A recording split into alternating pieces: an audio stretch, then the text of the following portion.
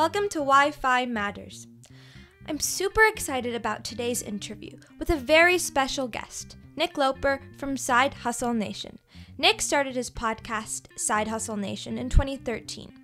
Today, 7 years and 384 podcasts later, Nick is an inspiration for podcasters like me who are just starting out. He's done many side hustles, he's an Amazon best-selling author, he's been featured in Forbes, Entrepreneur, and Business Insider, and he's spoken at FinCon and also given a TEDx talk, just to name a few of his career highlights. As you know, my focus is to help teens and young adults reach financial independence early on in their lives. We talk about financial literacy so that we can understand the importance of saving money, investing money, and managing money. But the big question is, how do we make this money? So today, I'm really excited to explore this intriguing topic of being a side hustler with Nick. I hope you guys enjoy. That you're here, and I can't wait to ask you questions, and I'm so excited to get to know more. Well, I'm excited that you've started this show. It's awesome. Thank you. So first, I'm a little curious. What exactly is a side hustle? So I would define a side hustle as anything you're doing to earn income outside of a traditional job. But unlike maybe moonlighting in generations past, or unlike delivering pizzas on the weekend, there's a more entrepreneurial connotation here where it's like this could eventually become a thing that replaces the day job income that could scale beyond maybe the humble beginnings, if that makes sense. Yeah, so is a side hustle then different than a part-time job because of the entrepreneurial aspect of it? I think so. I mean, I would consider a part-time job, I would consider some of the gig economy stuff, like some of the delivery apps. Like, I still think that falls under the broad umbrella of a side hustle. But the more exciting end of the spectrum is the ones that have the ability to move beyond that. And so is there like concrete difference between being a side hustler and being an entrepreneur? That's a good question. When I started the show, the entrepreneurial narrative that I was hearing was, an entrepreneur is somebody who raises venture capital. They have this dream of building a big business and making their dent in the universe. Whereas where I was coming from is like, I was very happy with a lifestyle business. If I could support myself, if I could support my family, that's totally cool. Like, can I not be an entrepreneur? Am I not allowed in the club? And that lower risk type of entrepreneurship, or maybe smaller scale, is at least from the conversations that I've had, more realistic, more attainable for most people who are just looking for, like, if I could just quit my job, like, that would be awesome. Or if I could just like do my own thing, that would be awesome. So I don't know that they're mutually exclusive, but you may hear that pushback. Oh, a side hustle isn't a real business owner. Okay. So do you think we're all like, we all have this ability to be a side hustle, like, inside of us, or is it something that we develop over time? And that's an interesting one, because for the longest time I have been 100% in the camp of like, yes, this is in our blood, this is in our DNA. We can figure this out if we need to. But there may be some people who are just not built for it, because it is a challenge. It's uncomfortable. There are some people who are always going to be better off just going to work, collecting a paycheck. They're very good at taking orders. They're less good about the free thinking that needs to happen to create something out of nothing. So I believe those skills are learnable, but they're more difficult for some than others. And so why do you think that is? Is it like because the creativity aspect of like coming up with this idea, or the creativity part of being a side hustler? Do you think some people just lack it, or some people are like born with it, or can develop it? Yeah, I'm not sure. I think we have had the creativity stamped out of us in a lot of ways through the educational system. I think we have been trained, if you've had any sort of corporate employment, to kind of just follow the rules and think within these guidelines. And it's hard to rewrite those scripts, especially if you're starting later in your career, later in your life, Mhm. because I'll get folks who come to me and they're like, I'm 50, I'm 60, it's like I have no savings, I just lost my job, and it's like Yeah. it's kind of like learning a language. Yeah, The definitely. earlier you start, the easier it's going to be, and so that's why it's awesome that you're doing the show as a high schooler. Thank you. So what are some of the important qualities that you do see in side hustlers? One of the biggest is the ability, and maybe not so necessarily the desire, but the ability to take that first step or Yeah. start that first experiment Hmm. without knowing what the outcome is going to be. Like basically to put on your scientist's hat and say, this is what I would like to test out. I don't know if it's going to work. I hope it does. I mean, failure, I mean, there's a lot of like glorification of failure. Failure still sucks. There's not much fun. But if you can become okay with that and say, okay, I learned from that. How am I going to pivot? How am I going to test my next hypothesis? It's almost impossible to not move forward. I don't know where I read this, but there's some rumors going around that Amazon at any given time is testing 1,000 different variables on their website, from the placement of this button to this link to whatever it is. Hmm. And they're gathering all this data. Okay, this one improved conversion rates by, zero point 0.02, whatever it is. And like that's how they've incrementally gone better and come to dominate e-commerce as we know it. I mean, you can apply the same thing on a really small scale. Like, what experiment am I running this week, this month, and kind Okay. of keep going from there. Okay.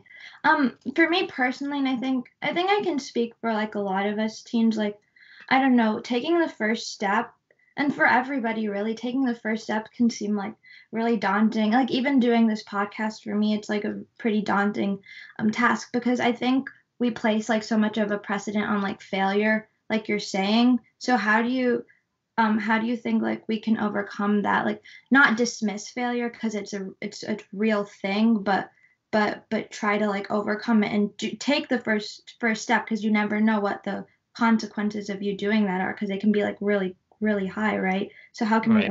overcome it? So the first thing is to try and limit your downside. And there's Tim Ferriss actually has a fear setting exercise or framework where he goes through this in detail, where he's like, it's got this whole series of questions like, what's the worst case? What's the worst thing that's going to happen if I go through with this? Uh, how bad is that really going to hurt? How permanent is that really going to be? What steps would I take to, get back up to neutral after that? So that's a really helpful exercise. But I kind of want to flip it around and ask you, like, how did you get over that inertia to start this thing up? I mean, like I think I had this idea, and it was sort of like, I was mulling over it for a while, and like I just wanted to do something. I wanted to be creative, and I feel like I'm not exercising that enough. And I mean, I love podcasts. I'm passionate about them. I love listening to them.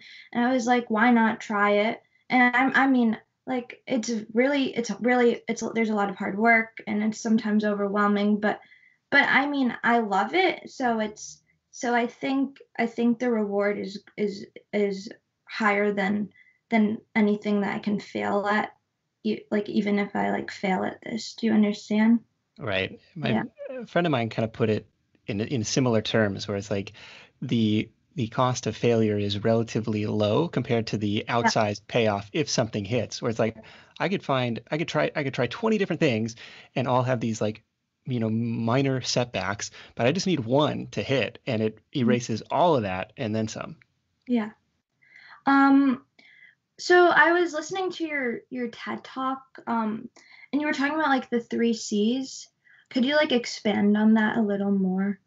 Sure. So the 3 Cs of entrepreneurship are creation, connection, and contribution. And so creation is this is the idea of 0 to 1 or something from nothing. Like, well, what am I going to put out into the world? And I want to be really clear that you do not need a perfect, never before seen business idea. It probably doesn't exist, and it's probably super risky if you are coming up with that idea. My experience in coming up with those types of ideas are like they're almost too heavy for liftoff. Like I don't know the next step. Like, I don't like, how do I, technologically achieve this thing that I want to do? Too heavy for liftoff. Instead, you can think of, well, what could I put out there that's slightly different, better, faster, cheaper than what else is already there? Yeah. It's kind of an evolution rather than a revolution. So I think, and that's a much I see. less risky place to play Mhm. rather than because somebody else has proven the market for you. They've proven that there's some Yeah. customer demand. So that's kind of what I would think of on the creation front. Not necessarily something completely never before seen, but maybe just a pivot on what's already out there. Mhm. Connection is the marketing piece. It's the how are you going to get this idea in front of your potential customers. This could be through Amazon. This could be through your own store. This could be through Google Ads, Google SEO. This could be flyers in your neighborhood. This could be posting on Nextdoor or local Facebook groups, whatever it is. It's like how do you tell people about it? Could be word of mouth, whatever works. And then finally, the contribution piece is like the value. What do customers get from doing business with you? Like what how are their lives better? Okay, I see. That makes sense. As a teen, I mean, I think I could speak for a lot of us, and especially myself. I'm always trying to find the fastest way to achieve something. Do you think there's like the fastest, easiest way to achieve something? So do you think there's a shortcut to success? Oh, that's a good one. I think that just about everybody is probably in the same boat there. Like, Yeah. how do I shortcut my learning curve on this stuff? Um, if there is a shortcut, it's trying to kind of keep this formula in mind. And this comes from Rich Dad Poor Dad by Robert Kiyosaki. Yeah, He yeah. says if you're going to define success as I do, as like kind of freedom over your calendar, like how do I spend my days? Like I don't want to be dictated by my boss saying you got to be here, Mhm. whatever else. Like I want to have that kind of time freedom. Um, you are financially free when income from assets you control exceeds your monthly expenses. So when your monthly income from a business that you run, investments that you own, is spinning off enough cash that it covers your monthly expenses, then Mhm. you're free, right? You've escaped the rat race. You've gotten farther than most people ever will, and you can tackle that from both sides. You can tackle that from the income side and the expense side. Like how do I spend intentionally, spend consciously, and spend frugally, such that Yeah. my bar is a little bit lower than for a lot of people, where the natural tendency is to kind of just inflate my Yeah. lifestyle as it goes. Mhm. So that's kind of the shortcut that I like. I was really grateful to have some excellent math teachers in high school who Mhm. specifically on the investing side, oh, dollar cost averaging and exponential growth and compound interest, and like, hey, look, in 30 years you'll be a millionaire. Mhm. What they could have done was, kind of like put a goalpost in line and saying like, oh, if you only need 2 grand a month, 3 grand a month, like here's Yeah. the goalpost. And it's like, oh, that Mhm. would have been a lot more motivating than, just punting it down to, when you're 65. Yeah, yeah, definitely. Um, do you think there's a generational difference in how people are gonna earn money, especially for my generation, or Generation Z, um, with there's so much more like issues that we're gonna be facing as the world as the years go by. Do you think there's gonna be a difference in how we're gonna have to make money? Yes, absolutely. I don't know what the differences are going to be just yet. I mean, the biggest shift that we've seen, even just in the last 20 years, and maybe the past couple generations, if you don't skip one, is like it was the standard to spend your entire career with one company, 30 Yeah. years, 35 years, get your golden watch, hey, have a nice life. That has shifted tremendously to career jumping. Mm. The average lifespan is maybe 2 or 3 years at any given company now. People are jumping, hey, I got a better offer. And the tremendous rise in freelancing, in contracting, in remote work, in companies saying, hey, I don't want to take on the burden of a Yeah. full-time employee. And on the flip side, employees saying, hey, look, I can kind of pick and choose my hours, pick and choose the jobs that most interest me. And that's been an interesting trade-off or trend in the last several years as more and more of the workforce has gone freelance. And so do you think this is where side hustling like comes into play then? It's a hugely valuable skill to be able to cut your own paycheck in that way, to go out, find a customer, close a deal. That's a skill that would be valuable across generations and certainly into the future. Mm-hmm. And so for teens, what do you think are the best side hustles? Like, I know it should be like individual, like what you want to do, what you're passionate about, but do you think there's like a couple that we can all try? Or yeah. Yeah, I mean, for me, it was like babysitting. I was doing a lot of that, cutting grass. I was trying to sell candy and baseball cards at the end of the driveway and stuff like that. So that stuff totally still viable. I've seen others do really well, kind of in the tutoring space, where they've set up, test prep type of stuff, either in partnership with the guidance counseling office or just through neighborhood word of mouth. Coffee shop type of stuff. I think that could be really compelling. Trying to think of what else would be good today. You mentioned passion, and I actually had a guest of mine who warned against starting a business around your passion because he said if you're passionate about it, other people are likely passionate about it too. When people are passionate, they do irrational things like work for $0 or they just make decisions that a typical business owner wouldn't. And actually his episode, let's see what number it is. That was he hosts a show called The Sweaty Startup, and it's all about this like local service-based businesses, the skills gap in the trades, like in these blue collar type of gigs.